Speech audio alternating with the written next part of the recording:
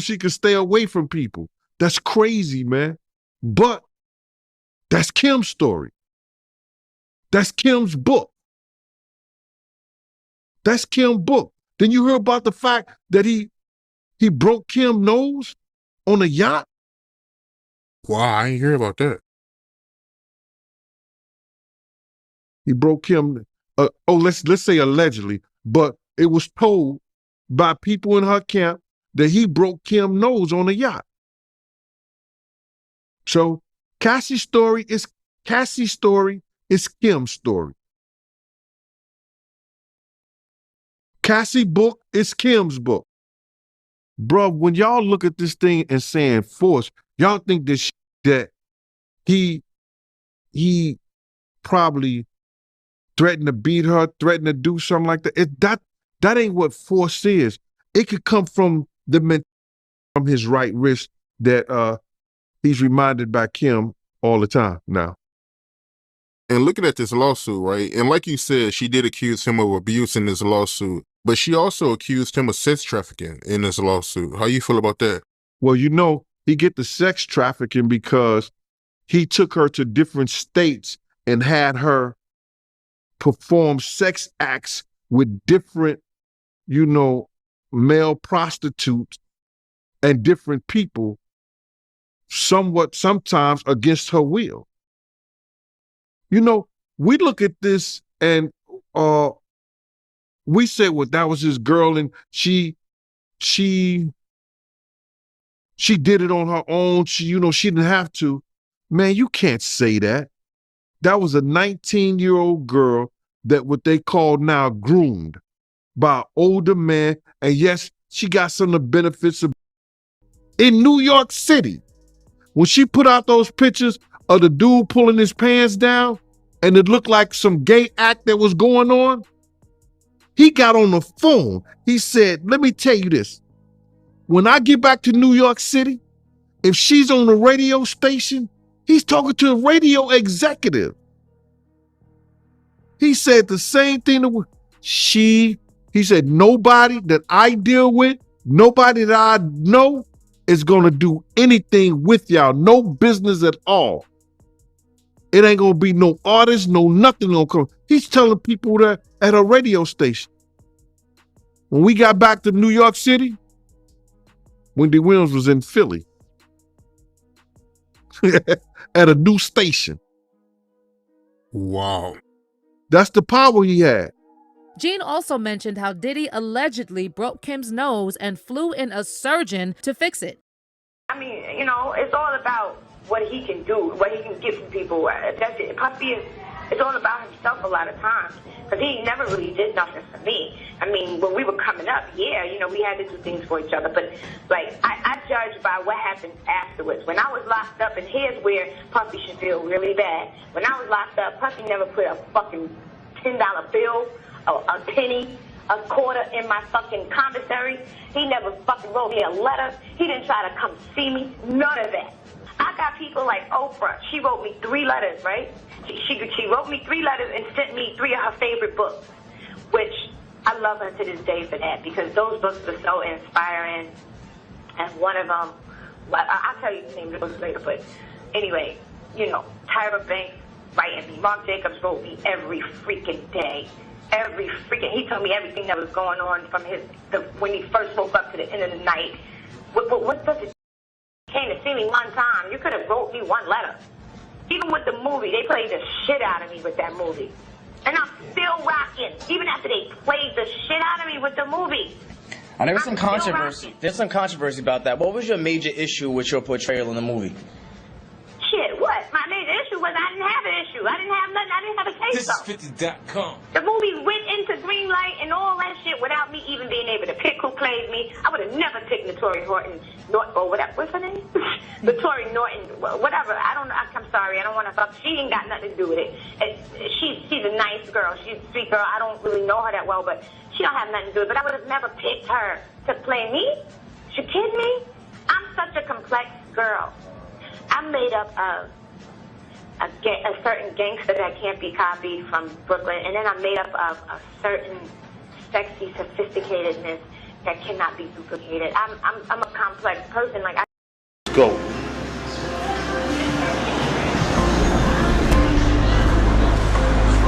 Yo, how dare this nigga told me he want receipts? Let's start with your mother, nigga. Your mother got the receipts, nigga. Everything is in your mother's name. That's the one who got the receipts, nigga. You need more proof, nigga? Biggie ain't here, so Big can't give you no receipts. He dead. Craig Mack can't give you receipts. He dead. What are you talking about? Who else? Black Rob can't give you receipts. He dead. And everybody else you made sign paperwork so they can't talk about what I'm talking about. I'm the only one with the guts. You're not signing, nigga, because I ain't need the money. All money ain't good money. Remember that. Remember that. Tatiana can't write a damn thing at that age, but he puts it in his daughter's name. Justin ain't never wrote nothing the Lox said. But because Puff owned a publishing at the time, the publishing, Puff put it in Justin's name. So how do you think the Lox felt when Puff's son is getting a publishing and it's his name? How do you think Puff felt when Big changed the name on Lil C's album? Lil C's came out and said, yo, I never wrote a rhyme while Big was alive. Did you ever hear him say that, Art? Yeah, I heard that. All right. If he never wrote a rhyme and he got a whole fucking album, who you think done it? She did that Virginia interview, and Virginia said he was whipping her and beating her and kicking her and punching her in the face. Remember that? That's a mess.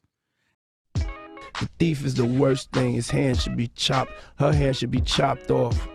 His or her hand should be. That's the way I feel about somebody taking something from somebody that ain't there. When you could go out and you could go and work for something.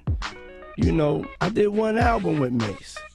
One album. How much money do you think I owe this guy? One album?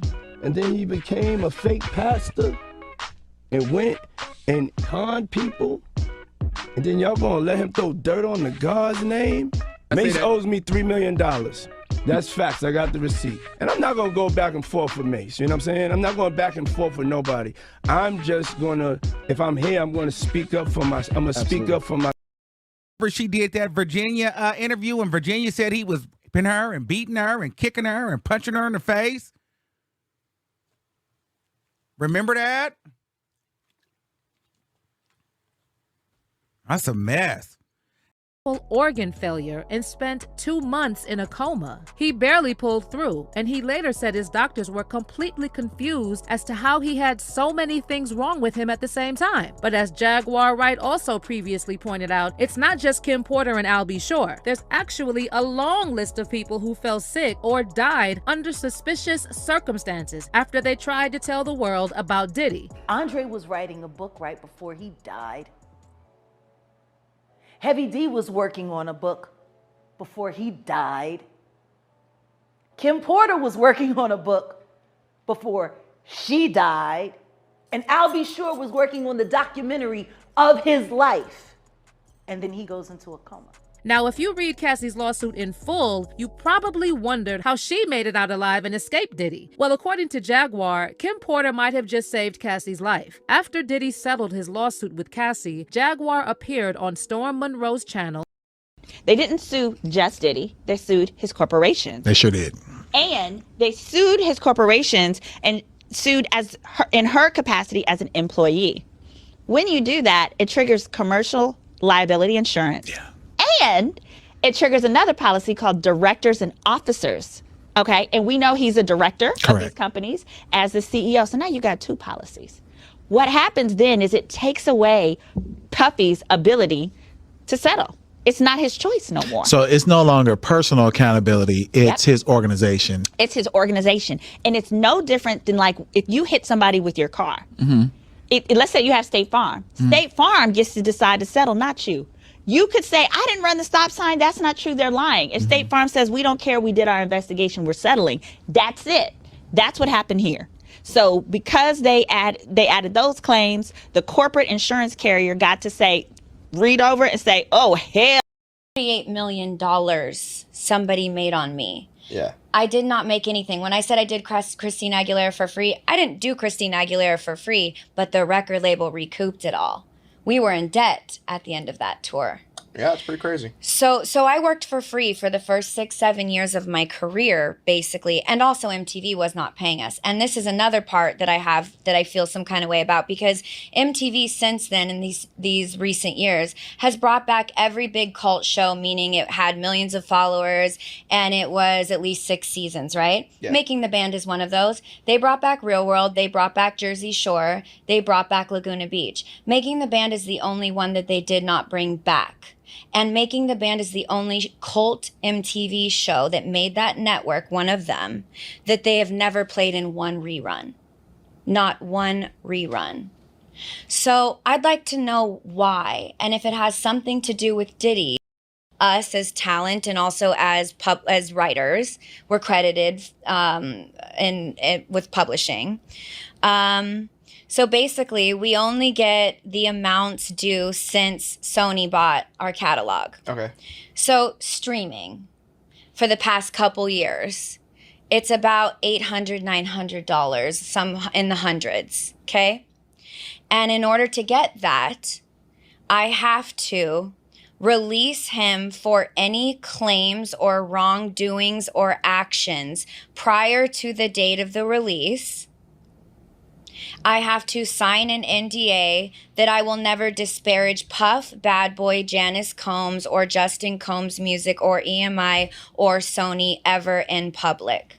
So that you just got recently for this thing? I got it a few months ago when he started doing what's this. in the news now? So what's happening is artists, some of them, not all of them, are being given streaming royalties and ownership back over our publishing on songs that we wrote at a time when you know that you have to stream a song 1 million times to make a cent. Yeah. Okay? It's hundreds of dollars. And me, as somebody that's a girl's girl, I hit everyone in my group and said, absolutely do not take this deal.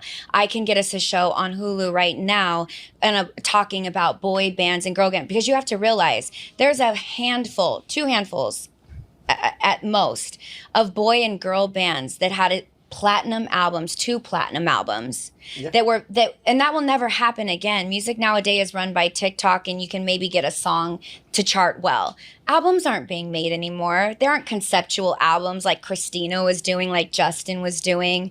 Those don't sell. It's a singles market game, and it's a game against the system are fucking insane. And most people that have had to go through those types of things, like the real ways the Kardashians got to where they got, Ray J tried exposing a lot of that, they're still acting like that Ray J didn't expose them and that their Hulu show is all real. They don't have to really even notice Ray J because he doesn't come close to them. But what Ray J said was the truth, and he proved it with facts.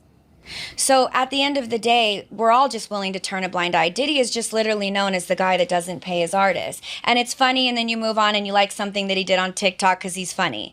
But for people that worked for 6 years of their life and entered an industry where somebody made, what, $48 million? Made, what, $48 million? Nearly $50 million?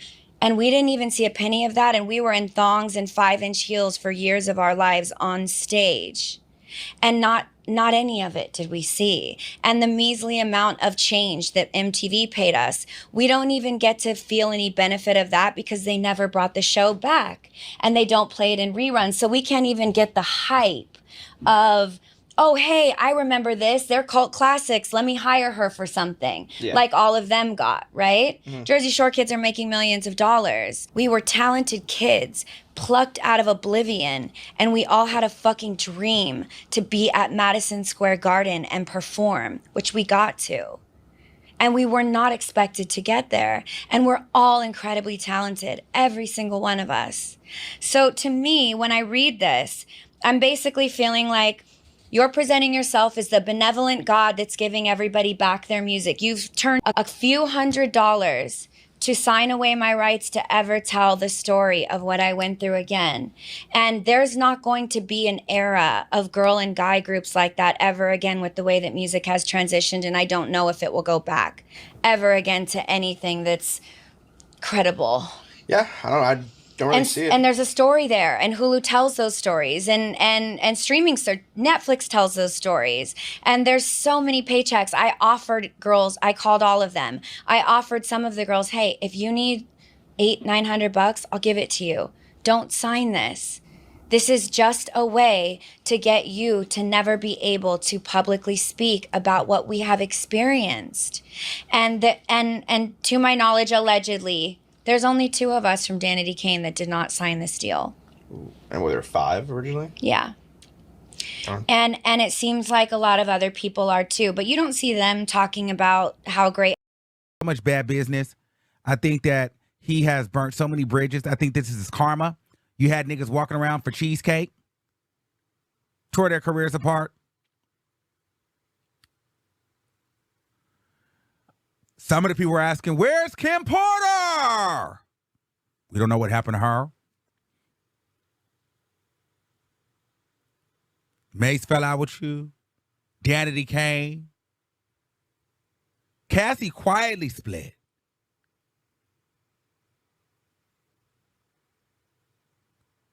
And so Diddy is trying to say that Cassie is trying to basically extort him for money.